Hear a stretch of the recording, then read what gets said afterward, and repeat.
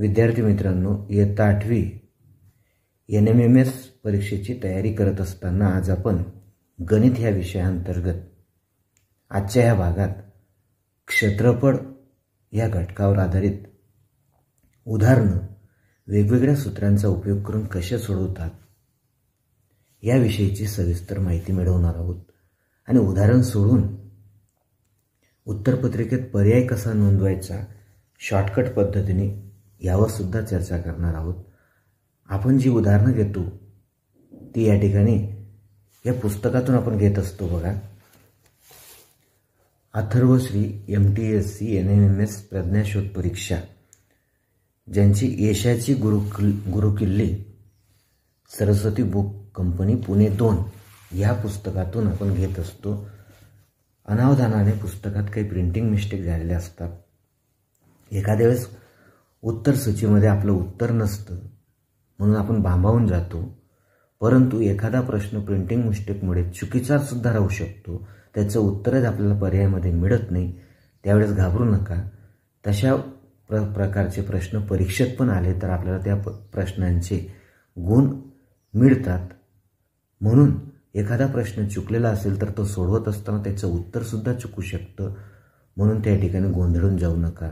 चला तर मग आज आपण क्षेत्रफळ या भागावरील सरावासाठीची उदाहरणं जी आहेत त्याच्यातील काही उदाहरणांवर सविस्तर चर्चा करूया। प्रश्न पहिला बघा, गाडीच्या पुढच्या चाकाचा परीघ 2 पाय असून मागच्या चाकाचा परीघ 3 पाय मीटर आहे। जर पुढील चाकाचे मागील चाकापेक्षा 10 फेऱ्या अधिक होत असतील तर गाडीने कापलेले अंतर किती? आता गाडी जेव्हा अंतर कापते तेव्हा या ठिकाणी दोघं पायांचे फेरे होत असतात, बरोबर। म्हणजे 2 पाय हा एका चाकाचा परीघ आहे, 3 पाय हा दुसऱ्या चाकाचा परीघ आहे। ज्यावेळेस पुढील चाक 1 फेरा कापतं अंतर त्यावेळेस त्याचे 2 पाय मीटर अंतर कापलं जातं। मागील चाकाचा जेव्हा 1 फेरा होतो तेव्हा ते 3 पाय मीटर अंतर कापतं, म्हणजे याचा अर्थ असा। आणि पुढील चाकाचे मागच्या चाकापेक्षा 10 फेरे अधिक होतात, म्हणजे पुढील चाक हे मागच्या चाकापेक्षा लहान आहे, त्याचे 10 फेरे जास्त होतात। मग आपण जर या पद्धतीने घेतलं की काहीतरी 10-10, 20-20 असे फेरे आपण मानून घेतले तर आपण पर्यायामधून उत्तर शोधू शकतो। आता उदाहरणार्थ आपण पुढील पण आणि मागील पण चाकाचे 10-10 फेरे होतात असं आपण समजू। मग मागील चाकाचे 10 फेरे होत असतील तर पुढील चाकाचे 10 फेरे जास्त होतात। मग असं जर आपण गृहीत धरलं तर पर्यायांमधून आपल्याला कोणतं उत्तर बरोबर येऊ शकतं? आता बघा, आपण नुसतं यांची दोघांची जर बेरीज केली 3 आणि 2 5 होतात, म्हणजे 40 पाय तर येऊ शकत नाही, बरोबर। 50 पाय, दोघांची बेरीजच 10-10 फेरे घेतले तर 50 पाय होऊन जातात। मग आपण 3 आणि 2 5 आणि त्याचे 10-10 फेरे घेतले तर 50 पाय होतात आणि त्याच्यापेक्षा एका चाकाचे 10 फेरे जास्त होत आहेत, म्हणजे याचा अर्थ असा की 60 पाय हे आपलं त्या ठिकाणी काय येऊ शकतं? उत्तर येऊ शकतं। पुढील प्रश्न बघा, 6 सेंटीमीटर बाजू असलेल्या समभुज त्रिकोणामध्ये एक वर्तुळ सर्व बाजूंना आंतरस्पर्श करते, तर आकृतीमधील रेखांकित भागाचं क्षेत्रफळ काढा। आता समभुज त्रिकोण आहे आणि समभुज त्रिकोणाची एक बाजू 6 सेंटीमीटर आहे, बरोबर। आता जर आपण या ठिकाणी काय केलं बघा, समभुज त्रिकोणाचं क्षेत्रफळ तर आपण काढू शकतो। मग समभुज त्रिकोणाच्या क्षेत्रफळामधून वर्तुळाचं क्षेत्रफळ आपल्याला वजा करायचं आहे। मग वर्तुळाची त्रिज्या किती असेल हे आपल्याला शोधावं लागेल। मग प्रथम आपण समभुज त्रिकोणाचं क्षेत्रफळ काढून घेऊया। समभुज त्रिकोणाच्या क्षेत्रफळाचं सूत्र आहे समभुज त्रिकोणाचे क्षेत्रफळ बरोबर कर्णी 3/4 गुणिले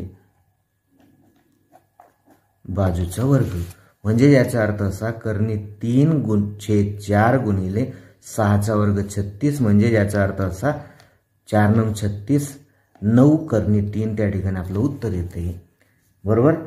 आता आपण वर्तुळाचं क्षेत्रफळ आपल्याला काढायचं असेल तर आपल्याला काय करावं लागेल बघा, तर या ठिकाणी जर समजा आपण या त्रिकोणाचे शिरोलंब, कोन दुभाजक किंवा मध्यगा काढल्या तर तिघं एकच असतात। या त्रिकोणाचा समभुज त्रिकोण असल्यामुळे शिरोलंब जो असेल तोच मध्यगा पण असते, तीच कोनदुभाजक पण असते आणि हे तिघं ज्या बिंदूत छेदतात या बिंदूला आपण ह्या वर्तुळाचा केंद्रबिंदू म्हणतो। आणि आपल्याकडे गुणधर्म आहे की मध्यगा संपात किंवा शिरोलंब संपात किंवा आंतरवर्तुळाचा केंद्रबिंदू हा मध्ये गेला, मध्यगा संपात बिंदू, मध्यगा संपात बिंदू हा प्रत्येक मध्ये गेला 2:1 ह्या प्रमाणात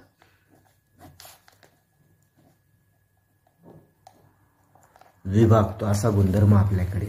म्हणजे हा जो मध्यगा संपात बिंदू आहे हा या मध्ये गेला, कोणत्या पण एका मध्ये गेला 2:1 या प्रमाणात विभागतो। मग आपल्याला आता 2:1 म्हणजे 3 भाग करायचे आहेत 6चे, प्रत्येक भाग 2-2 सेंटीमीटरचा येईल। म्हणजे इथून तर इथपर्यंतच हा जो काही लंब रेषाखंड आहे याची लांबी 2 सेंटीमीटर आली, म्हणजे वर्तुळाची त्रिज्या 2 सेंटीमीटर आली। मग वर्तुळाचं क्षेत्रफळ आपल्याला काढायचं असेल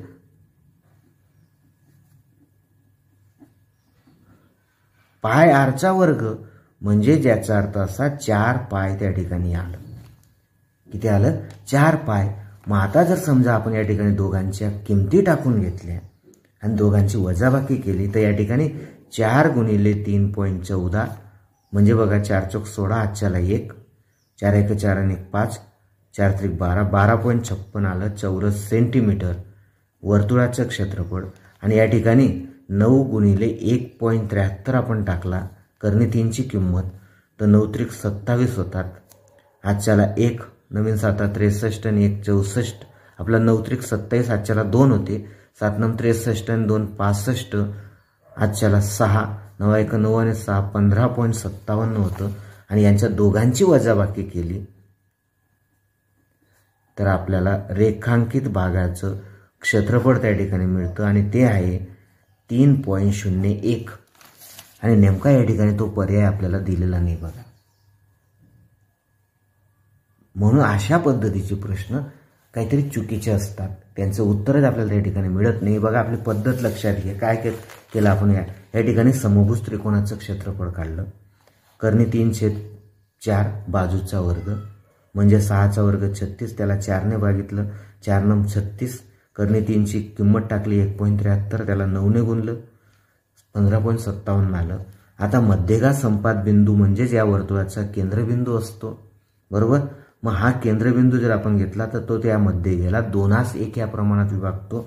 मग ही आता या ठिकाणी 1 मिनिट चुकतंय बघा आपलं, हे 2:1 म्हणजे 6चे नाही करावं लागणार आपल्याला, म्हणून आपलं उदाहरण चुकतंय बघा।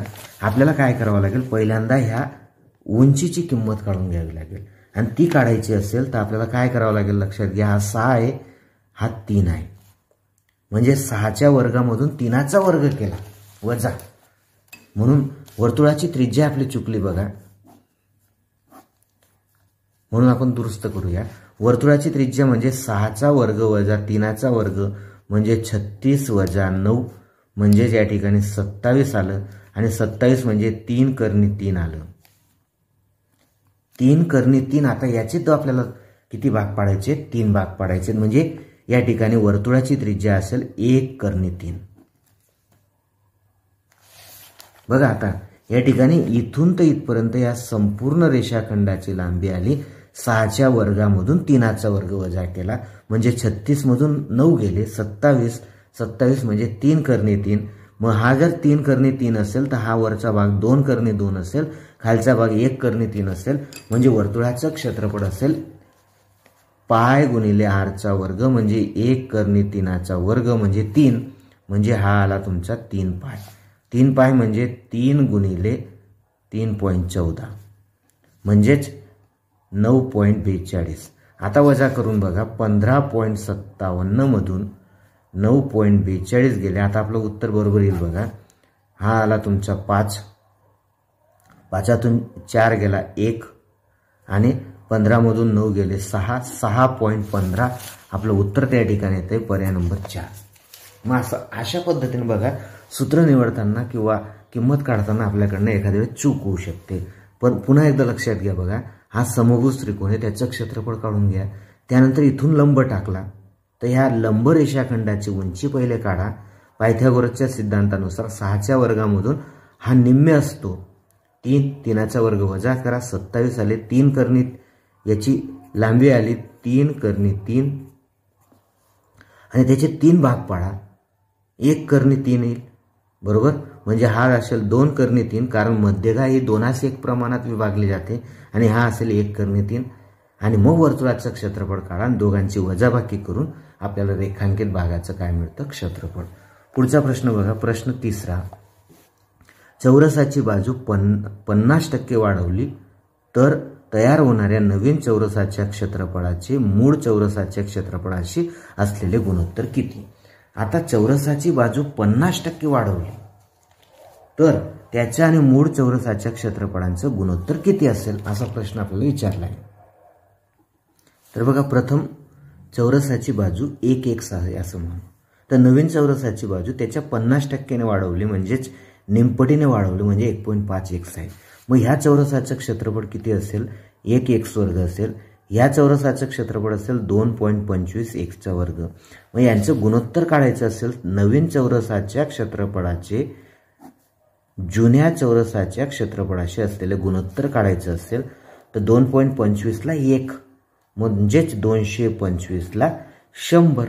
25ने भागूया, 25 नम 225, 25 चोक 100, म्हणजे याचा अर्थ असा 9×4 असेल. पर्याय नंबर 1. प्रश्न 4. एका आयताचा कर्ण 15 सेंटीमीटर असून त्याची परिमिती 42 सेंटीमीटर असेल तर आयताचं क्षेत्रफळ काढा. आता या ठिकाणी बघा विद्यार्थी मित्रांनो, आकृती जर तुमच्या नजरेसमोर येत असेल तर तुम्हाला काय करावं लागेल. बघा, हा आयत आहे. आयताचा कर्ण म्हणजे एका काटकोन त्रिकोणाचा कर्ण असतो. आता या ठिकाणी परिमिती त्या ठिकाणी 21 आहे, आपलं 42 आहे, म्हणजे लगतच्या 2 बाजूंची बेरीज किती आहे, 21 आहे. आणि कर्ण 15 आहे. तर आता या ठिकाणी हे उदाहरण आपल्याला सोडवायचं नाहीये, आपल्याला फक्त बुद्धीचा वापर करून पायथागोरसचं त्रिकूट आपल्याला माहित पाहिजे. पायथागोरसच्या त्रिकूटातला कर्ण 15 आहे, म्हणजे त्याच्या 2 बाजू असतील 9 आणि 12. मग बघा, 9, 12, 15 आणि 9 आणि 12ची बेरीज सुद्धा बरोबर 21 येते. बघा, ही 12 असेल, ही 9 असेल, पुन्हा ही 12 असेल, ही 9 असेल. 42 परिमिती बरोबर येते का बघा. 12 आणि 12 14, 9 आणि 9 18, 14 आणि 18ची बेरीज 42 येते. बघा, 24 आणि 18ची बेरीज 42 होते. म्हणजे याचा अर्थ लांबी आणि रुंदी किती आली, 12 आणि 9, म्हणजे क्षेत्रफळ किती असेल, लांबी गुणिले रुंदी 12 108, म्हणजे त्या ठिकाणी 108 असेल चौरस सेंटीमीटर. पर्याय नंबर 2.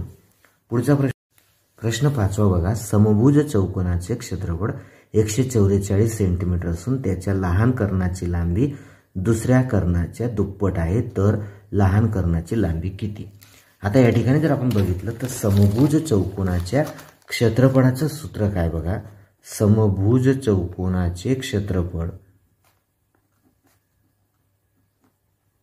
बरोबर 1/2 गुणिले कर्ण 1 गुणिले कर्ण 2, म्हणजे दोघं कर्णांच्या लांबींचा गुणाकार. मग हा आहे तुमचा 144 बरोबर 1/2 गुणिले x आणि दुसरा कर्ण x/2 असं आपण घेऊया. x/2 एक कर्ण दुसऱ्या कर्णाच्या निमपट आहे. मग आता आपल्याला काय करायचं आहे, दुसरा कर्ण शोधून काढायचा आहे. मग आता या ठिकाणी आपल्याला काय मिळेल बघा, हा 2 आणि 2 4 झाला, तो इकडे आला तर याला गुणेल, इकडे x वर्ग होईल. मग 2x वर्ग बरोबर 144 गुणिले 4 म्हणजे 4 चोक 16, आजच्याला 1, 4 चोक 16 आणि 1 17, आजच्याला 1, 4 1 4 आणि 1 5, 576 आलं. किती आलं, 576. वर्गमूळ जर आपण या दोनाने जर याला भागितलं, हा x वर्ग नाही, हा 2 नाही येणार, फक्त x वर्ग येईल. x वर्ग बरोबर 576, म्हणजेच x बरोबर किती आला, 24 आला. आणि त्याच्या निमपट दुसऱ्या कर्णाची लांबी असेल, म्हणजेच 12 सेंटीमीटर असेल. म्हणून दुसऱ्या कर्णाची लांबी 12 सेंटीमीटर असेल म्हणजे पर्याय नंबर 2.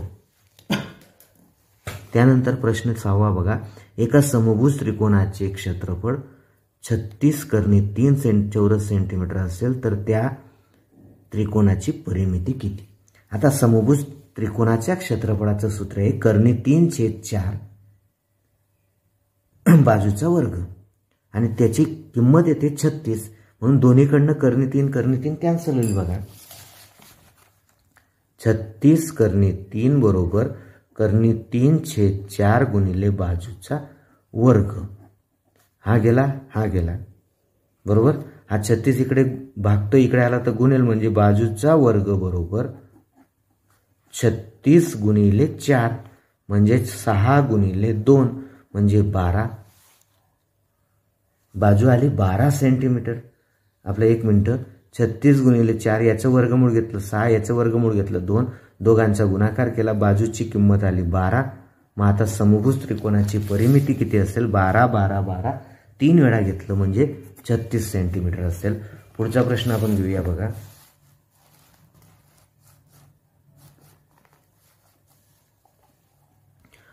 कर्णी 12 सेंटीमीटर उंची असणाऱ्या समभुज त्रिकोणाचे क्षेत्रफळ किती? कर्णी 12 सेंटीमीटर उंची असलेल्या समभुज त्रिकोणाचे क्षेत्रफळ किती? मग आता पुन्हा एकदा बघा, समभुज त्रिकोण आपल्याला दिला आहे आणि या समभुज त्रिकोणाची उंची आपल्याला दिली आहे आणि ती आहे कर्णी 12 बरोबर. आणि आपल्याला काय काढायचं आहे? या समभुज त्रिकोणाचं क्षेत्रफळ काढायचं आहे आणि ते क्षेत्रफळ आपण बाजूवरून काढू शकतो. मग बाजू आपल्याला शोधायची असेल तर बाजू शोधण्यासाठी आपल्याला काय करावं लागेल? बाजू x मानली, हा x/2 आला पुन्हा एकदा, म्हणजे x वर्ग बरोबर कर्णी 12चा वर्ग अधिक x/2 कंसाचा वर्ग. मग बघा या ठिकाणी काय होईल? x वर्ग बरोबर 12 अधिक x वर्ग छेद 4. याला इकडे आणूया. x वर्ग वजा x वर्ग छेद 4 बरोबर 12. यांची वजाबाकी करून घ्या. 3x वर्ग छेद 4 बरोबर 12. म्हणजे याचा अर्थ बघा, हा 3 आणि 4 इकडच्या बाजूला आणला तर त्याचा व्यस्त होईल. x वर्ग बरोबर 12 गुणिले 4 भागिले 3 म्हणजेच 16 आणि त्याचं वर्गमूळ घेतलं तर x ची किंमत आली तुमची 4 4 4. मग आता आपण इथं 2 प्रकारचे सूत्र वापरू शकतो. पाया गुणिले उंचीचं पण सूत्र आपल्याला वापरता येईल आणि कर्णी 3/4 गुणिले बाजूचा वर्ग हे पण सूत्र आपल्याला वापरता येईल. दोघांपैकी आपण कुठल्याही सूत्राचा उपयोग करून उत्तर काढू शकतो. सोपं कोणतं जाईल बघा? 1/2 गुणिले पाया 4 गुणिले उंची कर्णी 12 आणि कर्णी 12ची जर आपण फोड केली, 2 बेदुनी 4 होतात आणि 2 गुणिले याची फोड जर आपण केली 4 त्रिक 12 म्हणजेच 2 कर्णी 3 म्हणजे याचा अर्थ असा 4 कर्णी 3 चौरस सेंटीमीटर. त्या ठिकाणी त्या वर्तुळाचं काय असेल? आपलं त्या त्रिकोणाचं काय असेल? क्षेत्रफळ असेल. पर्याय नंबर 2. पुढचा प्रश्न बघा. एका वर्तुळाचा परिघ व त्रिज्या यामधील फरक 74 सेंटीमीटर असेल तर त्या वर्तुळाचं क्षेत्रफळ किती? परिघ आणि त्रिज्या यांच्यातील फरक 74 सेंटीमीटर असेल तर वर्तुळाचं क्षेत्रफळ किती? मग आता बघा, परिघाचं सूत्र आहे 2πr आणि त्याची त्रिज्या r यांच्यातला फरक आहे 74 सेंटीमीटर. मग आता बघा या ठिकाणी आपल्याला काय मिळेल? r जर आपण कॉमन घेतला तर 2π वजा 1 बरोबर 74 होतोय. मग याला जर आपण तिकडच्या बाजूला नेलं तर काय होईल? हा 22/7 करूया आपण, याच्यात टाकून घेऊया. r गुणिले 2 गुणिले 22/7 वजा 1 बरोबर 74. म्हणजे याचा अर्थ काय होईल? r गुणिले जर आपण वजाबाकी केली 44/7 वजा 1 बरोबर 74.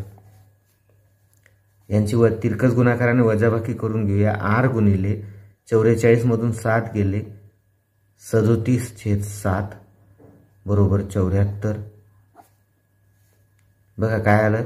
हा 7 1 7 झाला, 44 मधून 7 गेले 37/7 आलं. तर r बरोबर 74 गुणिले 7 भागिले 37. 37 एक 37, 37 दुने 74. आर बरोबर आलं 14 सेंटीमीटर. बघा पुन्हा एकदा नीट लक्षात घ्या.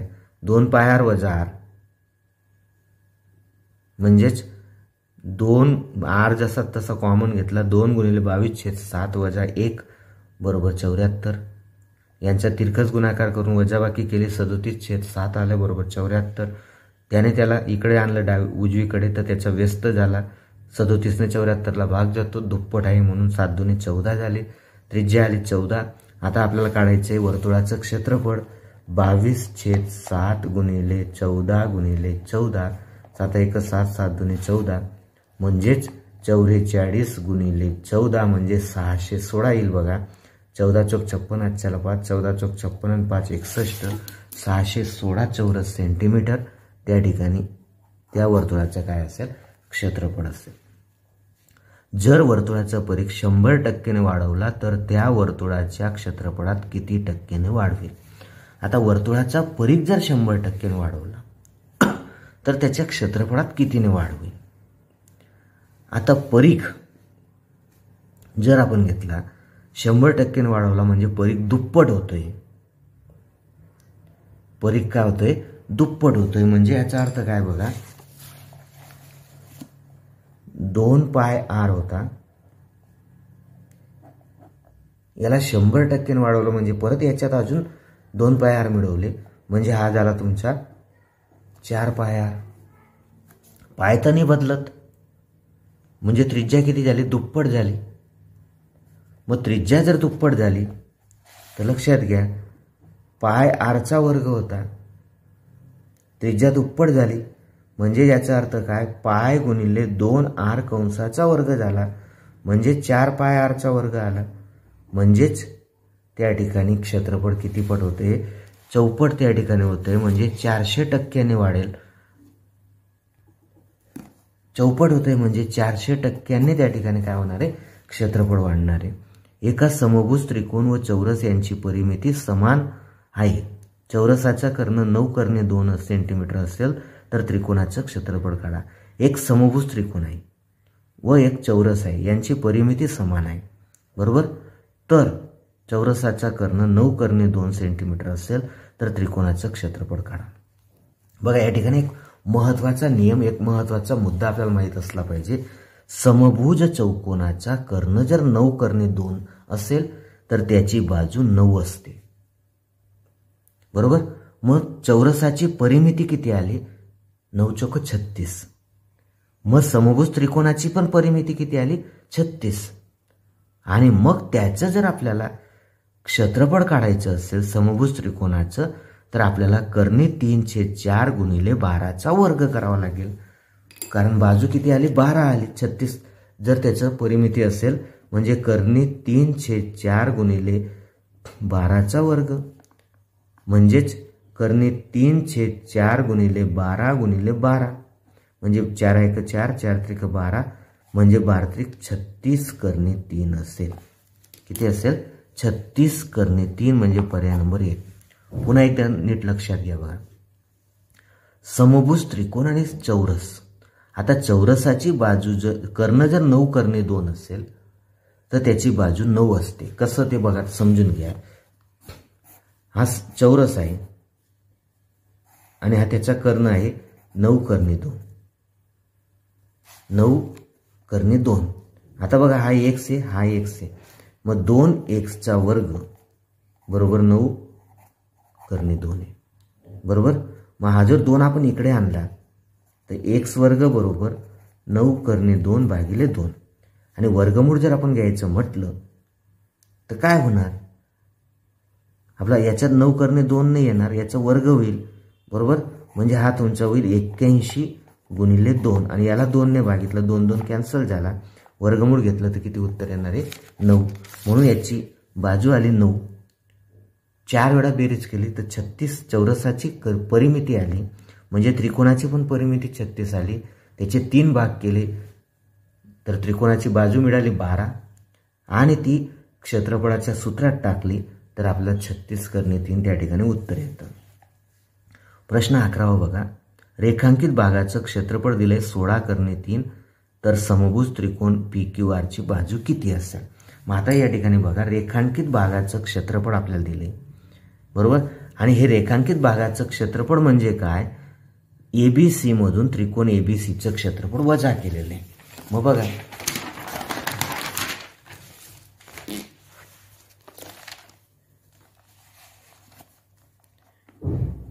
एरिया ऑफ त्रिकोण ABC वजा एरिया ऑफ त्रिकोण PQR बरोबर 16/3. किती दिलंय? 16/3. मग याचं क्षेत्रफळ आपल्याला कसं काढता येईल?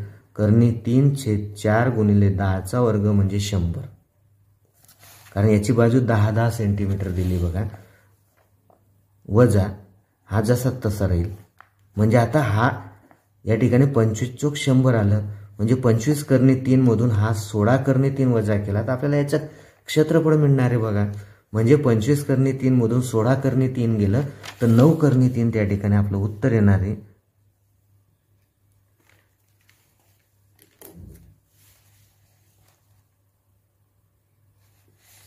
मग बघा, या ठिकाणी आपण याला जसं तसं ठेवलं तर हा 16/3 आला. मग हा 25 इकडे आहे, हा 16 इकडे, याला इकडे आणू, याला इकडे जाऊ दे. म्हणजेच एरिया ऑफ त्रिकोण PQR बरोबर त्या ठिकाणी मिळणार आहे तुम्हाला 9/3. किती मिळणार आहे बघा, 25 मधून 16 गेले, 9/3 आले. आणि मग आपण सूत्रात आता जर किमती टाकली, 3/4 गुणिले बाजूचा वर्ग बरोबर 9/3. 3 कॅन्सल झाला, याला इकडे आणला, 9 चोक 36 होतील, बाजूचा वर्ग मिळाला 36. म्हणजे त्या त्रिकोणाची बाजू किती असेल? 6. आता इथं 3 शिल्लक नाही राहणार बघा, यांनी 6/3 सकट दिलेलं आहे उत्तर. हे बघा, त्रिकोण ABCचं क्षेत्रफळ आपल्याला काढायचंय.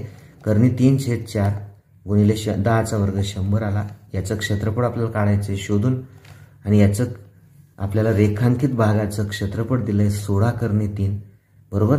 यांची दोघांची वजाबाकी झाली, 9/3 आलं. म्हणजे ते त्रिकोण PQRचं काय आलं? क्षेत्रफळ. त्याचं सूत्र टाकलं, 3/4 गुणिले बाजूचा वर्ग, 3/4 गुणिले बाजूचा वर्ग बरोबर 9/3. 3 कॅन्सल झाला, येते का लक्षात बघा, कारण हा 3 जर इकडे गेला तर छेदस्थानी जाईल. 9चा आणि 4चा गुणाकार होतो 36, आणि 36चं वर्गमूळ घेतलं तर 6 येतोय. आणि म्हणून आपल्याला उत्तर त्या ठिकाणी येणार आहे 6. परंतु इथं 6/3 दिलंय, म्हणून पर्याय नंबर आपण 1 घेऊ शकतो. प्रश्न 12वा बघा, 880 सेंटीमीटर अंतर कापण्यासाठी एका वर्तुळाकार चाकाचे 4 फेरे होतात, तर त्या चाकाची त्रिज्या किती असेल? 4 फेऱ्यामध्ये 880 सेंटीमीटर अंतर कापलं जाते, म्हणजे एका फेऱ्यामध्ये 220 सेंटीमीटर अंतर कापलं जाईल. म्हणजे 2πr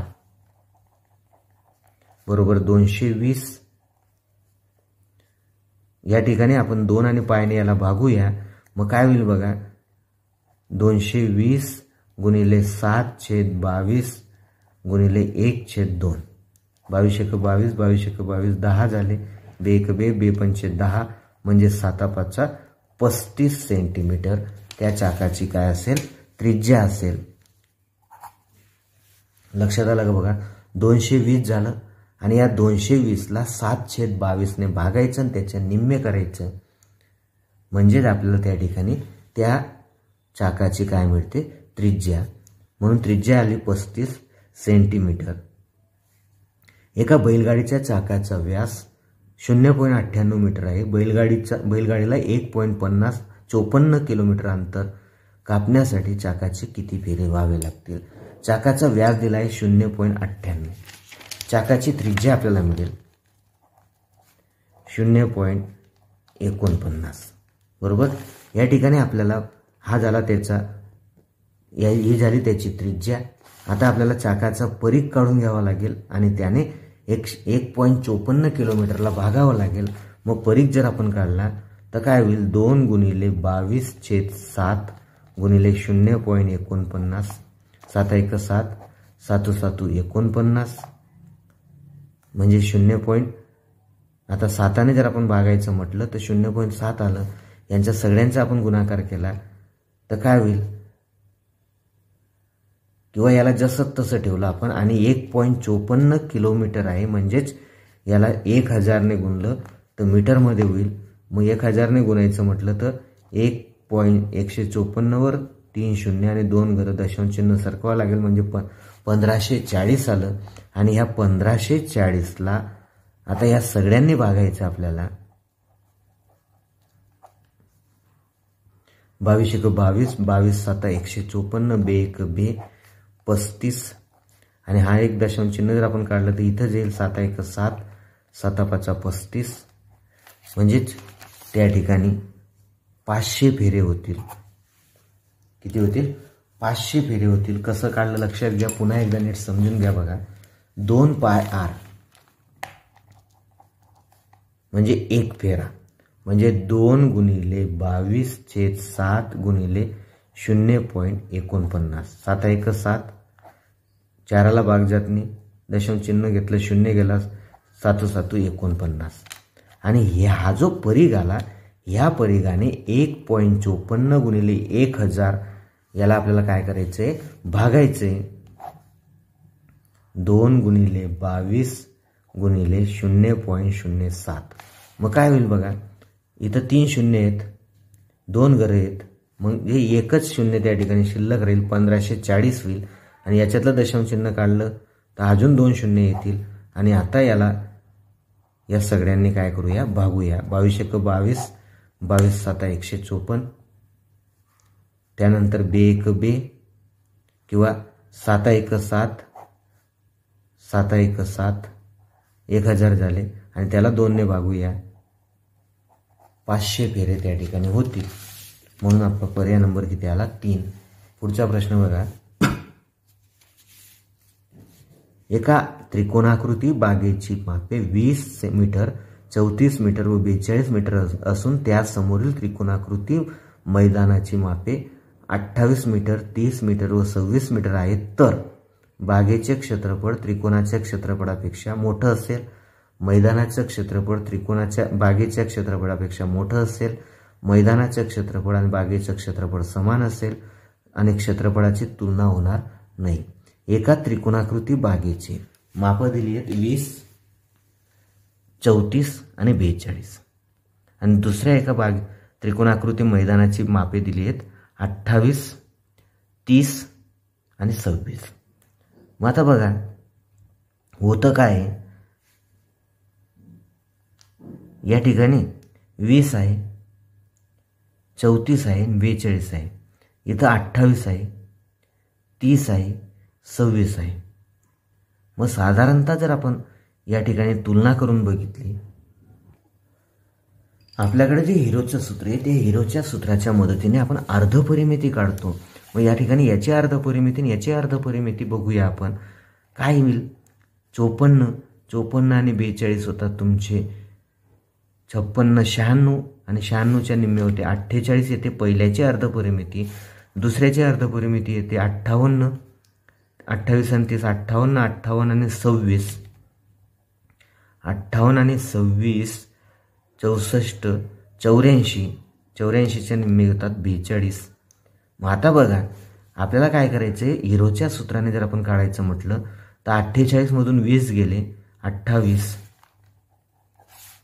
48 मधून 34 गेले 14 आणि 48 मधून 42 गेले 6, त्यानंतर 42 मधून 28 गेले 14, त्यानंतर 42 मधून 30 गेले 12 आणि 42 मधून 26 गेले 16. आता या ठिकाणी या ज्या संख्या आहेत यांची जर आपण तुलना केली, सगळ्यांचे गुणाकार करायचे जर आपण म्हटले तर या ठिकाणी बघा हा 12 आहे इकडे, आपण जर यांची फोड केली 7 गुणिले 6 होतात, 7 गुणिले 2 होतात, बरोबर. हा 12 आहे जसा तसा ठेवला आणि 4 गुणिले 4 होतो, बरोबर. आता इकडच्यांची जर आपण फोड केली 12 गुणिले 4 होतो 48, हा 12 येऊन गेला, हा 4 येऊन गेला, 7 चोक 28 होतात, 7 दुनी 14 होतात आणि या ठिकाणी 6 जसा तसा ठेवला. या सगळ्या संख्यांची तुलना करून बघा. 7 6 बघा 7 6, त्यानंतर हा 7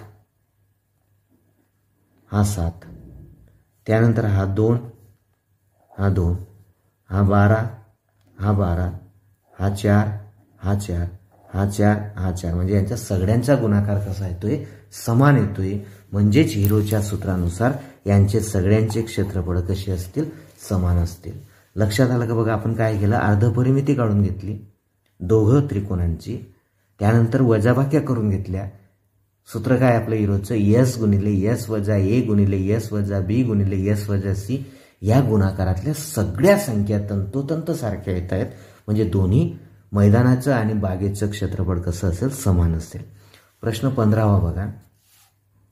आकृतीमध्ये पी क्यू समांतर आर एस, पी क्यू आणि आर एस समांतर आहेत. चौकोन पी क्यू आर एस समांतरभुज चौकोन असून पी क्यू आर एस हा समांतरभुज चौकोन असून दिसत नाहीये पण त्यांनी समांतरभुज चौकोन घेतलेला आहे. आर टी लंब क्यू एम आहे. आर टी हा लंब क्यू एम वर लंब टाकला आहे. दिलेल्या माहितीवरून चौकोन पी एम आर एस चे क्षेत्रफळ काढा. सगळ्यात महत्त्वाचा मुद्दा लक्षात घ्या. पी क्यू आर एस हा समांतरभुज चौकोन आहे. पी क्यू आर एस म्हणजे पी क्यू आली तुमची 15 सेंटीमीटर. किती आली? 15 सेंटीमीटर. आता जर आपण या ठिकाणी ही 15 आहे, ही 15 आहे, आपल्याला ह्या त्रिकोणाचं पी एम आर एसचं क्षेत्रफळ काढायचं आहे. पी एम आर एसचं क्षेत्रफळ आपल्याला काढायचं असेल तर हा झाला तुमचा समलंब चौकोन. आणि समलंब चौकोनाच्या क्षेत्रफळाचं सूत्र जर आपण वापरलं तर ते आहे समांतर बाजूंच्या लांबींची बेरीज गुणिले लंबांतर. मग बघा 1/2 गुणिले समांतर बाजूंच्या लांबींची बेरीज म्हणजे 15 अधिक 15 अधिक 10 गुणिले उंची आहे 8. हे बघा 1/2 गुणिले समांतर बाजूंच्या लांबींची बेरीज म्हणजे ही वरची बाजू आणि ही दोघांची बेरीज बघा 15ची आणि 10ची आणि उंची आहे 8. म्हणजे काय होईल बघा 15 15 30 आणि 10 40, 40चे निम्मे 20 आणि 20 गुणिले 8 म्हणजे 160 चौरस सेंटीमीटर त्या ठिकाणी असेल किंवा 160 एकक त्या ठिकाणी असेल. म्हणून आपला पर्याय नंबर 3 बरोबर येतोय. समांतरभुज चौकोनाच्या लगतच्या बाजू 30 सेंटीमीटर व 14 सेंटीमीटर असून त्याचा एक कर्ण 40 सेंटीमीटर लांबीचा असेल तर चौकोनाचं क्षेत्रफळ काढा. समांतरभुज चौकोनाच्या लगतच्या बाजू दिल्या आहेत आपल्याला 30 व 40 सेंटीमीटर, 30 व 14 सेंटीमीटर असून त्याचा एक कर्ण 40 सेंटीमीटर लांबीचा असेल तर चौकोनाचं क्षेत्रफळ काढा. आता समांतरभुज चौकोनाचं क्षेत्रफळाचं सूत्र आहे पाया गुणिले उंची. बरोबर? पाया गुणिले उंची. मग आता या ठिकाणी आपल्याला समांतरभुज चौकोनाचं क्षेत्रफळ काढायचं असेल तर आपल्याला दिलेल्या माहितीचा उपयोग करावा लागेल. हा समांतरभुज चौकोन आहे समजा, याच्या लगतच्या बाजू आहेत 30 आणि 14. एक कर्ण दिला आहे 40 सेंटीमीटरचा. तर आपल्याला त्या चौकोनाचं काय काढायचंय? क्षेत्रफळ किती असेल? तर बघा या ठिकाणी आपण एका त्रिकोणाचं क्षेत्रफळ काढू शकतो आणि त्याच्या दुप्पट करून आपण दुसऱ्या त्रिकोणाचं क्षेत्रफळ काढू शकतो हिरोच्या सूत्राच्या मदतीने.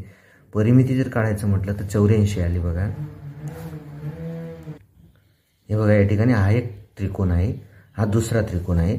ही बाजू 30, ही बाजू 30, ही 14, ही 14, हा कर्ण 40. आता हिरोच्या सूत्राच्या मदतीने 40 आणि 30 70 आणि 14 84 त्याच्या निम्मे अर्धपरिमिती आली 42. 42 मधून 30 गेले 12, 42 मधून 40 गेले 2, 42 मधून 14 गेले 28.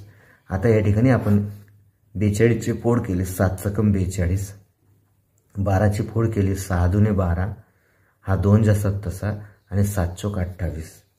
तर प्रत्येक संख्या 2-2 वेळा त्या ठिकाणी आपल्याला दिसते का बघा 7 7 मग आपण त्यांची वर्गमूळ जर घेतली तर 1 7 गेला, 1 6 आला, 1 2 आला आणि 4 मधला 1 2 आला. 7 सकम 42, 42 दुनी 84, 42 दुनी 84, 84 दुनी 168. एका त्रिकोणाचं क्षेत्रफळ आलं, त्याला 2 ने गुणा. 8 दुनी 16, 8 1, 16 दुनी 32 आणि 1 33, 336 चौरस सेंटीमीटर असेल, म्हणून पर्याय नंबर 1. त्यानंतर प्रश्न 17 बघा. एका चौरस व आयताचं क्षेत्रफळ समान आहे, त्याची परिमिती अनुक्रमे x व y असेल तर आपल्याला काय सांगता येईल? चौरसाची परिमिती x असेल आणि आयताचं क्षेत्रफळ समान आहे आणि आयताची परिमिती y असेल तर आपल्याला काय सांगता येईल? चौरसाचं क्षेत्रफळ आणि आयताचं क्षेत्रफळ समान आहे, बरोबर. दोघांची परिमिती आपल्याला दिली आहे, तर कोणाची परिमिती समान असेल, जास्त असेल का लहान मोठी असेल, तर त्या ठिकाणी आपण काय सांगू शकतो? चौरसाचं क्षेत्रफळ बाजूचा वर्ग असतो आणि याचं क्षेत्रफळ लांबी गुणिले रुंदी असते, बरोबर. मग आता आयत जर समजा आपण एक उदाहरण घेतलं, आपण आता समजा 36 घेतलं, आपण क्षेत्रफळ किती घेतलं? 36. 6 आणि 6 6 6. तर आयताचं क्षेत्रफळ 36 येण्यासाठी आपल्याला काय काय करावं लागेल? 9 चौक 36 घ्यावं लागेल, 12 त्रिक 36 घ्यावं लागेल, 6 7 36 तर नाही आपण घेऊ शकत. हा 12 तर हा 3 असेल किंवा हा 9 तर हा 4 असेल. आपण नमुना दाखल घेतला या ठिकाणी. आता याची परिमिती किती होणार? 6 6 12, 12 6 18 6 24. याची परिमिती किती होणार? 9 आणि 4 13, 13 आणि 13 26. 12 आणि 3 घेतलं तरी बघा, 12 आणि 3 15, 15 आणि 15 30. म्हणजे आयताची परिमिती चौरसाच्या परिमितीपेक्षा मोठी आहे. मग याची आपण x मानली, याची y मानली, म्हणजे x < y असं आपलं त्या ठिकाणी सांगता येईल. म्हणजेच पर्याय नंबर 3. 18वा प्रश्न बघा. एका आयताकृती मैदानाची मापे 25 बाय 15 मीटर असून मैदानाच्या मध्ये जाण्यासाठी 2 परस्पर लंब रस्ते 2 मीटर रुंदीचे ठेवले आहेत, तर उर्वरित जागेमध्ये हिरवे गवत असल्यास गवताळ भागाचं क्षेत्रफळ किती? आता या ठिकाणी बघा, एक आयताकृती मैदान आपल्याला दिलंय. या मैदानाची मापं दिली आहेत 25 बाय 15 आणि मध्यभागी 2 रस्ते आहेत, लंब आहेत एकमेकांना, आणि बाकी सगळं गवताळ प्रदेश आहे. तर काय होईल? हा 15 आहे, हा 15 आहे, नाही हा 25 आहे, हा 15 आहे. म्हणजे ह्या रस्त्याची लांबी आली 25, रुंदी आली 2. ह्या रस्त्याची लांबी आली 15, रुंदी आली 2. मग आपल्याला काय करायचंय? पहिल्यांदा आयताचं क्षेत्रफळ काढून घेऊया. 25 गुणिले 15. त्यानंतर एका रस्त्याचं क्षेत्रफळ काढून घेऊया. 25 गुणिले 2. दुसऱ्या रस्त्याचं क्षेत्रफळ काढून घेऊया.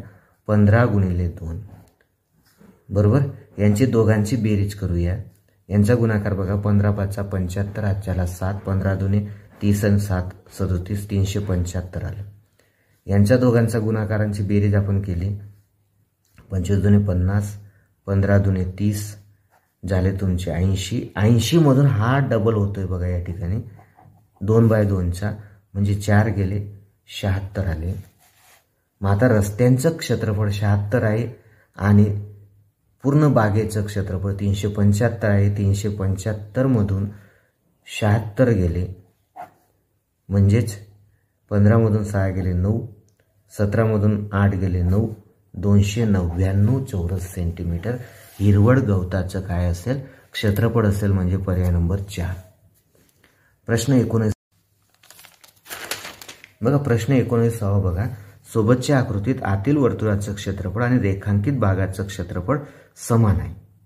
आतील वर्तुळाची त्रिज्या 7 सेंटीमीटर असेल तर बाहेरील वर्तुळाचा व्यास किती? मग आपण काय करूया? आतील वर्तुळाचं क्षेत्रफळाच्या दुप्पट क्षेत्रफळ मोठ्या वर्तुळाचं असेल असं आपण या ठिकाणी म्हणूया. कारण दोघांची क्षेत्रफळ समान आहेत आणि दोघांची बेरीज केली तर मोठं वर्तुळ मिळतं. मग आपण काय करूया, आतील वर्तुळाची त्रिज्या आपल्याला 7 दिली, मोठ्या वर्तुळाची त्रिज्या आपण r घेऊया. मग बघा 2 पाय r वर्ग बरोबर आपलं पाय r वर्ग 2 नाही पाय r वर्ग बरोबर दुप्पट असेल, याच्या दुप्पट केलं तर आपल्याला ह्या पाय r वर्ग मिळतोय. हे तुमच्या लहान वर्तुळाच्या क्षेत्रफळाच्या दुप्पट. मग 2 गुणिले 22/7 गुणिले 7चा वर्ग 49 बरोबर 22/7 गुणिले r वर्ग. हा 22/7 22/7 गेला. मग r वर्ग बरोबर 2 गुणिले 49 येते, म्हणजे ज्याचा अर्थ असा 7 करणे 2 आपल्याला त्या ठिकाणी मोठ्या वर्तुळाची त्रिज्या मिळाली. आणि व्यास जर काढायचा असेल आपल्याला तर 7 दुने 14 करणे 2 त्या ठिकाणी असेल. आणि म्हणून आपला पर्याय त्या ठिकाणी बरोबर येतोय 2 नंबरचा. शेवटचा प्रश्न घेऊया बघा. काय आहे शेवटचा प्रश्न, एका खोलीच्या आयताकृती छताची लांबी 18 मीटर असून 75 सेंटीमीटर रुंदीचा कागद 45 पैसे प्रति वर्गमीटरने चिटकवण्यासाठी 81 रुपये खर्च येतो, तर त्या छताची रुंदी किती.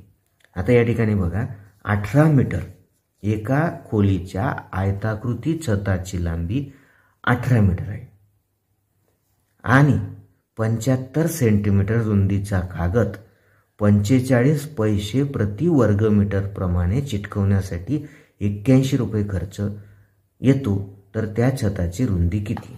मग आता या ठिकाणी आपल्याला करायचं काय बघा, 75 सेंटीमीटरचा कागद आहे, आयताचं त्या आयताकृती छताची आपल्याला काय दिली आहे, लांबी दिली. मग पहिल्यांदा किती कागद लागेल तो आपण शोधून घेऊया. 45 पैसे प्रति वर्गमीटर प्रमाणे 81 रुपये खर्च येतो. मग आता खर्च काढायचा कसा बघा, एकूण खर्च बरोबर चौरस मीटर गुणिले त्याचा दर. मग चौरस मीटर आपल्याला माहित नाही पण खर्च दिला आहे 81 रुपये आणि पैशांमध्ये खर्च आहे, दर हा पैशांमध्ये आहे, म्हणजेच 81 रुपयाचं पैशांमध्ये रूपांतर केलं तर 8100 पैसे. आणि आपल्याला या ठिकाणी क्षेत्रफळ माहीत नाही म्हणजे चौरस मीटर माहीत नाही आहे, गुणिले दर आहे 45 पैसे. मग आपण आता क्षेत्रफळ शोधून घेऊया बघा. 8100ला 45 ने भागून घेऊया, 9 ने भागूया, 9 5 45, 9 9 81, 0 0 5 1 5 5 1 5 उरला 4 5 48, 180 चौरस मीटर. 180 चौरस मीटर हे आलं त्या आयताकृती छताचं क्षेत्रफळ.